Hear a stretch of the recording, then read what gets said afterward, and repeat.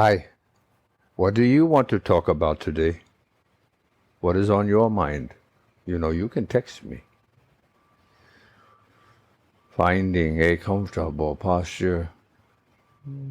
Think about your lower back. Think about relaxing the musculature there. Relax. Be calm. Opening your heart, your soul, opening your mind. Taking it easy and listening and participating as best you can.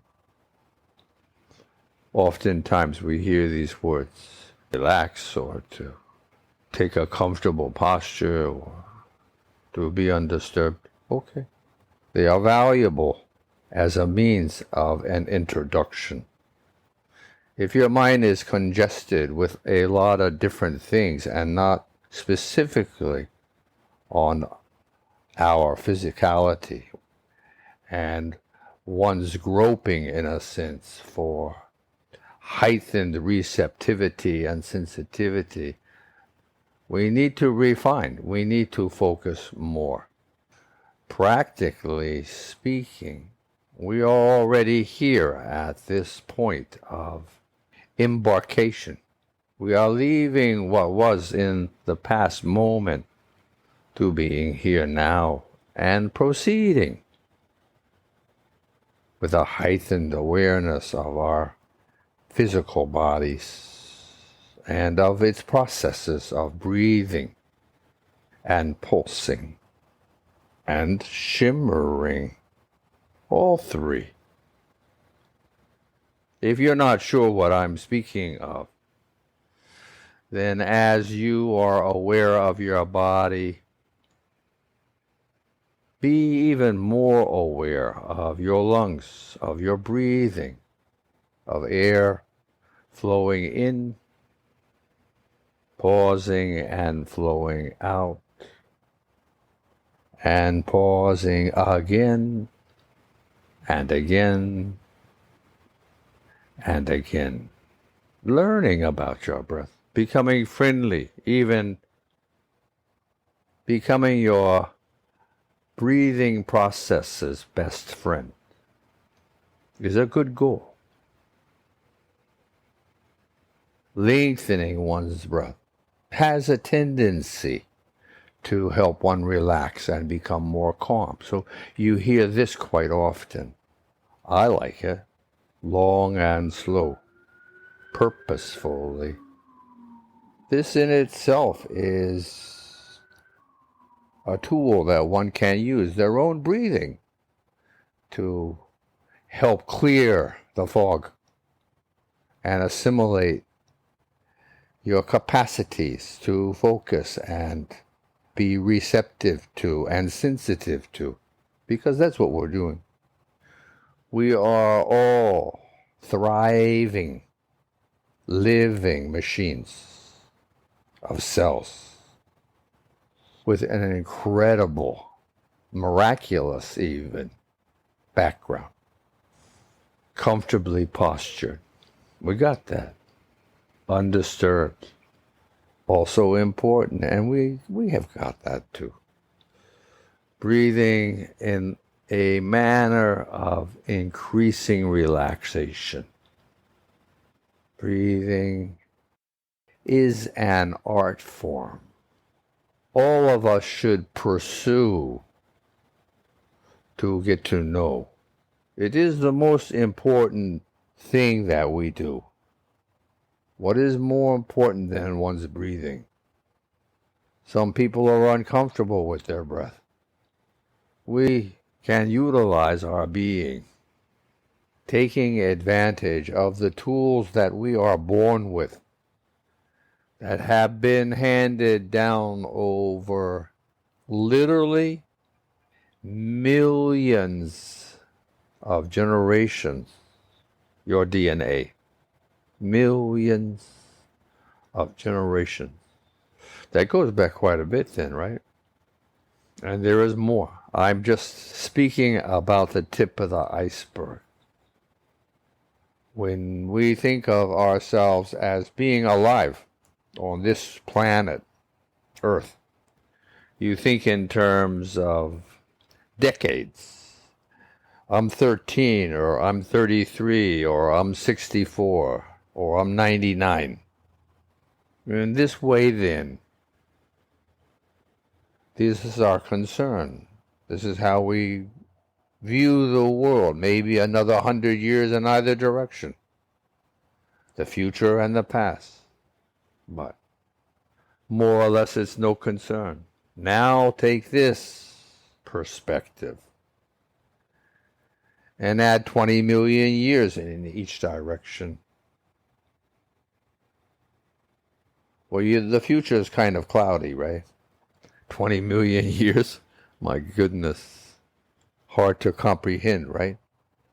But 20 million years backward, we can get a sense because we have history.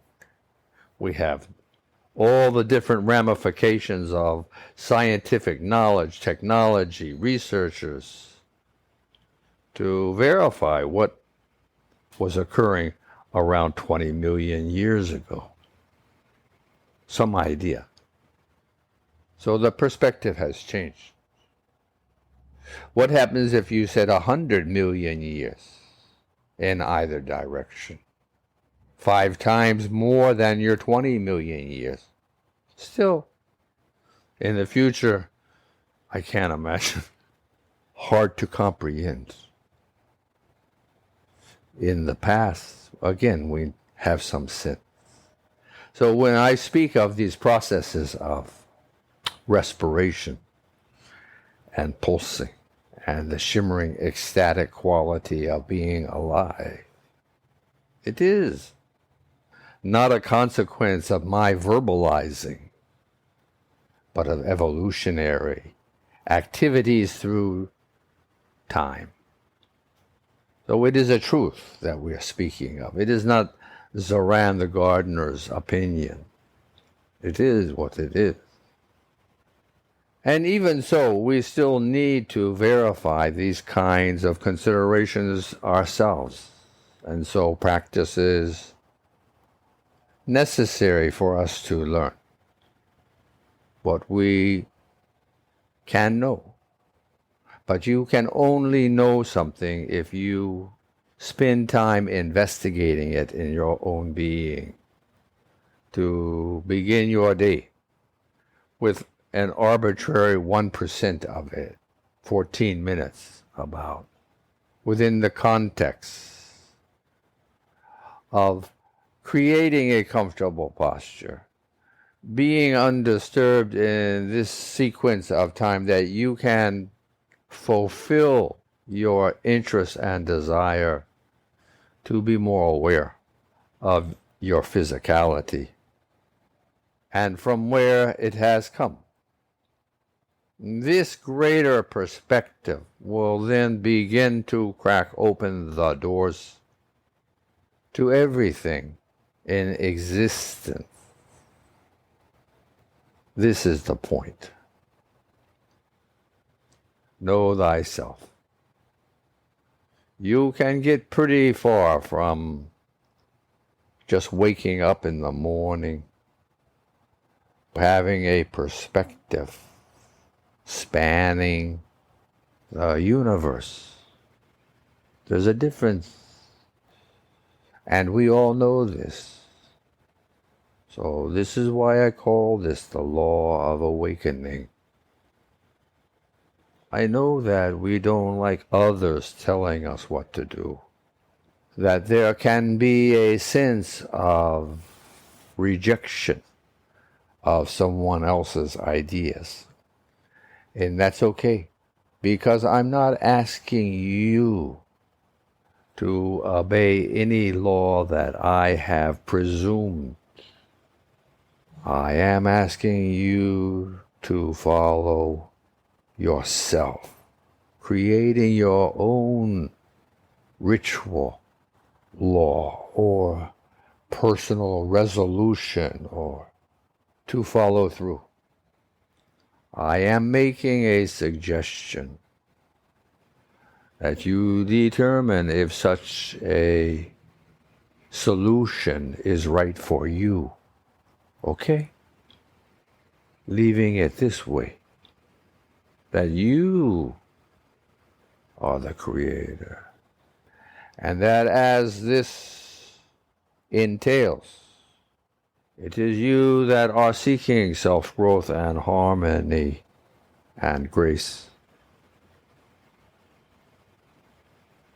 And it is you that will receive this reward, and along the way acquire more and more virtues that are worthy as we consider today: kindness, compassion, understanding, empathy, friendship, love, courtesy, cheerfulness, receptivity in everything one is doing, flowing, growing, nurturing oneself with positive energy, flowing through your breathing practice, flowing through your pulsing awareness practice, flowing through the awareness of your shimmering majesty, glowing through this heightened perception, shining through your self-realization. You are one. The universe is tied together with energy, and you and I are integral in this miracle of being. Have a nice day. Keep practicing all day long. Who am I? Whom am I, my? Well, whom do you think you are? Whom do you want to be? Remember that each moment is a new opportunity. Rise and shine, you silly bundle of miracles. Rise and shine in humility, not weakness, in strength and in gratitude for nothing in particular but everything, that we even have a moment to be alive.